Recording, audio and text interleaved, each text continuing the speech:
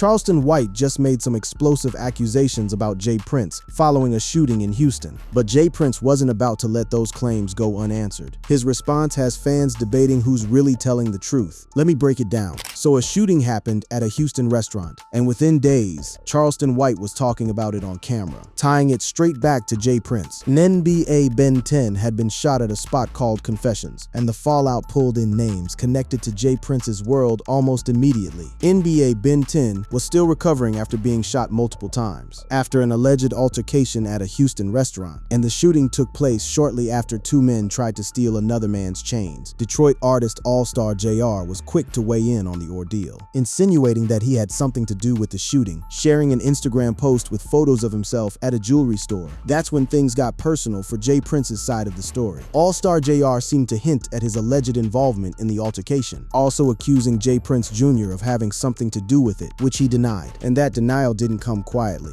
J. Prince Jr. addressed the rumors directly through an Instagram story, denying any prior knowledge of All-Star JR's presence at the restaurant, and clarified that his visit was unrelated to any conflict and tied solely to a social gathering. That's exactly where Charleston White stepped in. He's built a whole run of content around J. Prince and the people around him, and this shooting gave him fresh material. He went on camera talking about the arrest that followed, tying the whole situation back to the label and the name attached to it. Charleston White spoke on J. Prince Jr., Rap-A-Lot Records, and Mob Ties, touching on influence, culture, and what's really going on behind the scenes. Now here's where it escalates. Charleston White didn't stop at commentary. He framed the situation as proof of something bigger, that violence follows this camp, that the label's name keeps showing up next to gunfire. And he wasn't shy about pointing fingers at James Prince himself, not just his son. This is a man who has publicly said Rap-A-Lot runs Houston, who has claimed the police and the mayor's office are scared of the label. So when a shooting happens and a Mob Ties adjacent name is sitting in the middle of it, White treated it as confirmation of everything he'd been saying for years.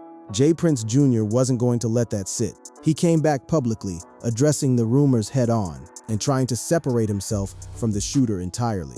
J. Prince Jr. came forward after video footage showed him at the restaurant, where NBA Ben 10 was allegedly shot by All-Star JR. He didn't just deny knowledge of the shooting. He laid out his version of the night, insisting he had nothing to do with what happened once shots were fired.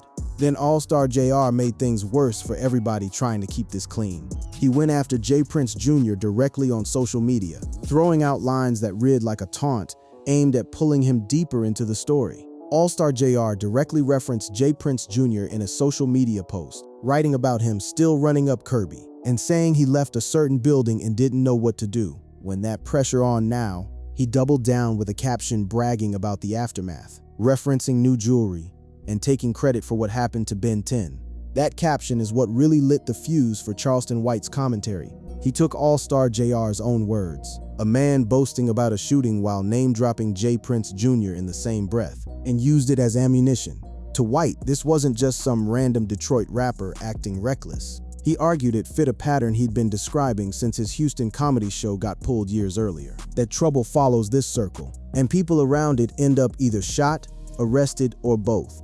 The restaurant itself got dragged into the story too, confirming it was working with police. The restaurant where the incident occurred confirmed it is cooperating with authorities, noting they are actively reviewing the incident internally and with the Houston Police Department. That statement didn't clear anyone's name. It just confirmed the investigation was real and ongoing, which gave Charleston White even more room to keep talking. And talk he did, not just about the shooting itself, but about a video specifically framed around J. Prince's family being threatened. One upload from around this stretch carried a title built entirely around it: "Shots Fired at the Father," and the son stepping up in response. J. Prince Jr. pulled up on Charleston White after shots were fired at his father. That's the language being used. Charleston White wasn't just critiquing the label from a distance anymore. He was being described as taking direct aim at James Prince himself, and the son responded by confronting him over it. This is the loop the story kept running through. White makes an accusation tying J. Prince to violence. Someone in the Prince camp responds, denying it, separating themselves from what actually happened. Then another piece of information drops, a caption, a DM, an arrest, and White uses it to restart the cycle. By the time NBA Ben 10 was posting from a hospital bed, and All-Star JR was firing off insults about bullets, The entire thing had turned into a public argument about who's really responsible and whether J. Prince's name belongs anywhere near a shooting he insists he had nothing to do with. That's the shape of the accusation and the response. But to understand why Charleston White went there so fast, and why his words carry the weight they do with fans watching this play out, you have to go back further, back to where this feud between him and J. Prince actually started. None of this came out of nowhere. Charleston White and J. Prince have been at odds for years, and the foundation for every accusation he's made since traces back to a canceled comedy show in Houston. Here's what happened. White had a tour stop lined up in Houston, and it got pulled. He didn't take that quietly. Charleston White was fuming mad over the cancellation of his appearance in Houston and blamed the local police for ruining his show, claiming the cops refused to provide protection for his comedy tour due to his ongoing feud with J. Prince of Rap-A-Lot Mob Ties. He didn't believe it was a coincidence. He believed J. Prince had the power to make it happen with a phone call. White laid out his theory in detail, and it's the exact framework he's used in every accusation since. The polarizing figure knows that J. Prince is powerful in the Houston music scene, with connections that reach far and wide, and declared it's confirmed that James Prince runs Houston. He said the mayor's office and the police department were both getting nervous the moment his name got linked to Prince's. The police department allegedly told him he had a problem with Mr. James Prince and said they didn't want no problems. He claimed the mayor's office called and said they heard he had a problem with James Prince and that they were scared of him. Then came the guns. White didn't just rant about power and connections. He walked to a closet in his own house and started pulling out weapons on camera. White hurled more threats at Rap-A-Lot, going into a closet inside his home and pulling out multiple guns, denying the crew runs things in Dallas or that he's intimidated. It was a message aimed directly at Prince and anyone connected to him. Houston might belong to Rap-A-Lot, but Dallas doesn't, and White wasn't going to be scared off his own turf. The language got uglier from there. He went after Houston police, the mayor at the time, and Prince by name, using slurs and threats that got picked up across hip-hop outlets. He said James Prince can suck his dick, and that Mob Ties and Rap-A-Lot gangsters can too. He specifically called out James Prince Sr., not just the label or the son, making it clear this was personal, not just business. He said James Prince, shut your ass up, and clarified he was talking to Sr. That single blow-up in 2023 set the tone for everything that followed. Every time something happened in Houston's music scene after that, an arrest, a fight, a shooting, Charleston White had a ready-made narrative to plug it into. Rap-A-Lot runs the city. The police are scared of them. Mob Ties operates with impunity. That's the story he'd already told once, on camera, with guns in his hands, and it's the same story he pulled back out when the Ben 10 shooting happened years later. It wasn't just verbal sparring either. The feud had physical moments too. Long before any gun went off in a restaurant, White got into an actual altercation connected to Prince's circle during a separate Texas show. In a recent interview, Charleston White recounted a chaotic incident during a Texas show, where he faced hostility from associates of J. Prince, noting that while performing in Crockett, he noticed a group of men wearing basketball jerseys disrupting his set, and as tensions escalated, the promoter, J. Prince's godson, urged others to remove him from the stage, leading to a physical altercation that police had to de-escalate. So by the time NBA Ben 10 got shot at that restaurant, and All-Star JR started bragging about it while name-dropping J. Prince Jr., Charleston White already had a stage getting set for him. He'd been telling this story for years, that trouble surrounds this name, that people get hurt and the law looks the other way. All he had to do was plug a new headline into an old script. And it wasn't a one-way street either. J. Prince's side didn't just sit back through all of this history.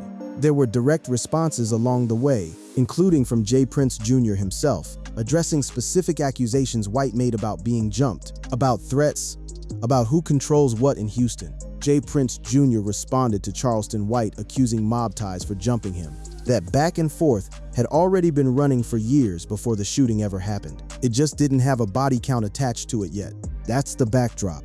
A feud built on threats, guns pulled out on camera, physical altercations at shows, and years of accusations about who really runs Houston. When the shooting at Confessions happened, it didn't create tension between these two. It detonated tension that had already been sitting there since 2023. Now, to understand why Charleston White felt so confident linking that shooting to J. Prince's camp, You need the specifics of what actually happened that night at the restaurant, and who admitted to what. The shooting itself is where all of Charleston White's accusations found their teeth. Before this, everything was theory and history. After this, there was a real gun, a real victim, and a real arrest. It started over jewelry. Reportedly, the shooting took place shortly after two men tried to steal another man's chains, which allegedly resulted in an altercation. And eventually, one of the men pulled out a gun. NBA Ben 10 wasn't the only one hurt. Fortunately, Ben 10 appeared to be well on his way to recovery, though one other man was injured besides him. Police got involved fast, and they were upfront that the case was just getting started. Shortly after the shooting, Lieutenant R. Wilkins provided the public with an update, indicating an investigation was underway, saying footage captured of the incident might ultimately help authorities make an arrest, and that the investigation was just now starting.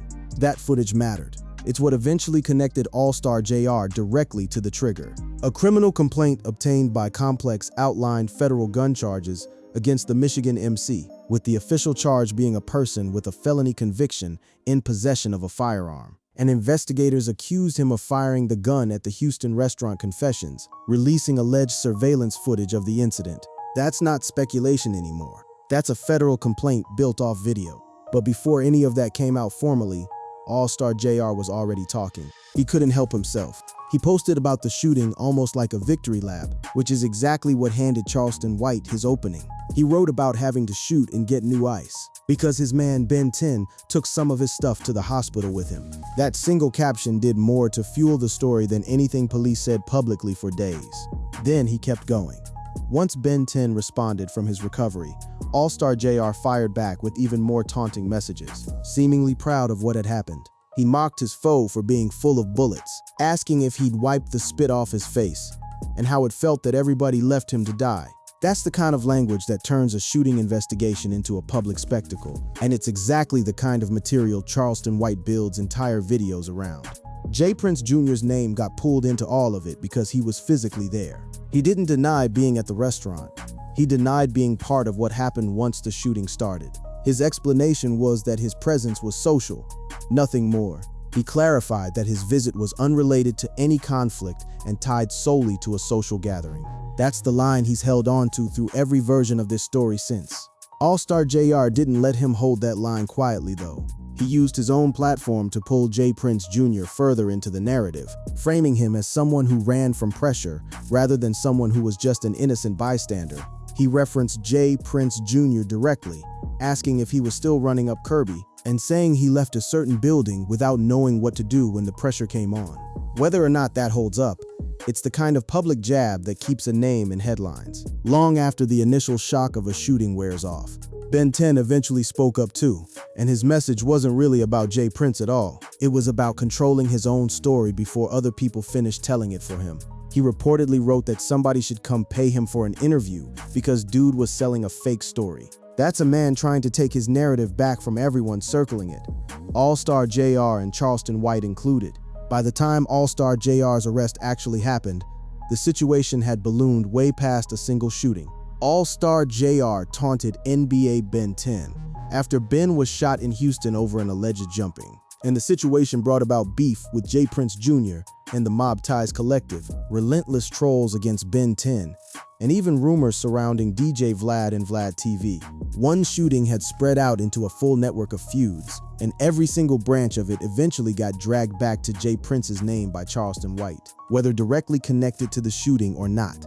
That's the piece Charleston White needed: real gunfire, a federal charge, a rapper bragging about it online while calling out J. Prince Jr. by name. He didn't have to invent a connection between violence and this camp. The people involved handed him one in public, in their own words. So now you understand the mechanics behind why this accusation landed the way it did. But Charleston White didn't stop at commentary about one shooting. He escalated it into something aimed squarely at James Prince himself, not just his son, not just Mob Ties as a label. And that's where the real confrontation between the two of them picked up. This is where things stopped being about a restaurant in Houston and started being about Charleston White versus James Prince, one-on-one, in public. White took the shooting, the arrest, and every ugly detail that came out of it, and used it as proof for the argument he'd been making since 2023. He didn't soften his language this time either. He went back to the same well he'd used during the comedy show Fallout. Rap a lot, mob ties, police fear, city control, and applied it directly to a case that now had a body, a bullet, and a federal charge attached to it. The response from J. Prince's camp didn't come from James Prince himself doing a sit-down interview. It came the way most of these responses have for years, through his son, directly and fast. That's consistent with how this entire rivalry has played out. When White goes after the family or the label, it's J. Prince Jr. who steps up publicly to answer it, not the elder Prince. One of the clearest examples of that came when White was accused of turning his rhetoric toward James Prince personally, not just the business he built. The response framed the confrontation exactly as a son standing up after an attack on his father. J. Prince Jr. pulled up on Charleston White after shots at his father. That headline alone tells you where this had gone. No longer abstract talk about who controls Houston, but language treated as a direct threat against James Prince, answered by his son showing up to confront White over it. White didn't back down from that kind of pressure. He never has.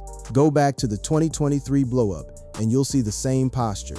Guns pulled out of a closet, insults thrown at the mayor, threats aimed at police, all because he felt cornered by Prince's influence. He hurled more threats at Rap a Lot, going into a closet inside his home and pulling out multiple guns, denying the crew runs things in Dallas or that he's intimidated. That same defiance showed up again once the shooting accusations escalated the second time around. He wasn't going to let a confrontation from J. Prince Jr. change his story.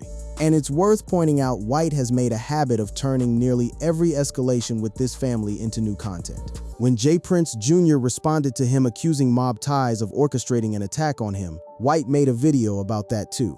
Charleston White responded to J. Prince paying GDs to pull up on him. That's the pattern.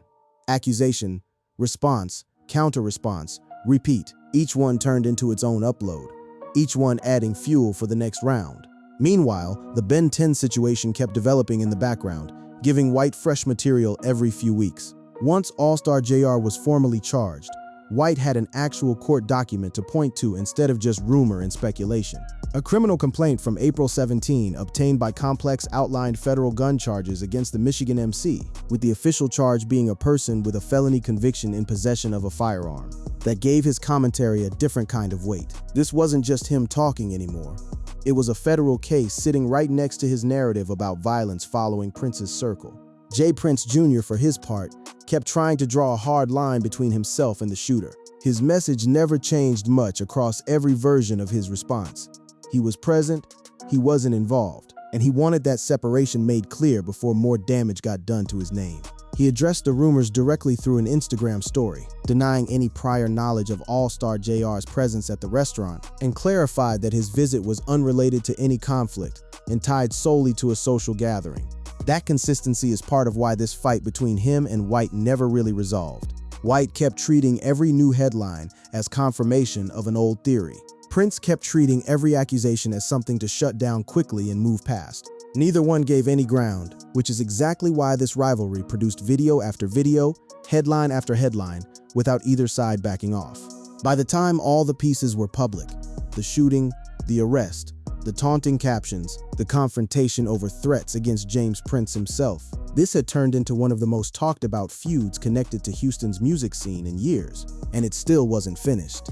So where does all of this actually land? A shooting happened, a man got charged federally, names got dragged through months of public accusations, and two people, Charleston White and J. Prince's camp, are still standing on opposite sides of the story, neither one backing down. All-Star JR is now facing real legal consequences, and that part isn't up for debate anymore. A criminal complaint outlined federal gun charges against him for being a person with a felony conviction in possession of a firearm, with investigators accusing him of firing the gun at the Houston restaurant Confessions and releasing surveillance footage of the incident. That case is moving through the system, and it's the one piece of this entire saga that has an actual paper trail behind it. NBA Ben 10 is still the person who got hurt worst in all of it, and his focus hasn't really been on Charleston White or J. Prince at all. He's been fighting to control how his own shooting gets talked about, pushing back on people profiting off his recovery.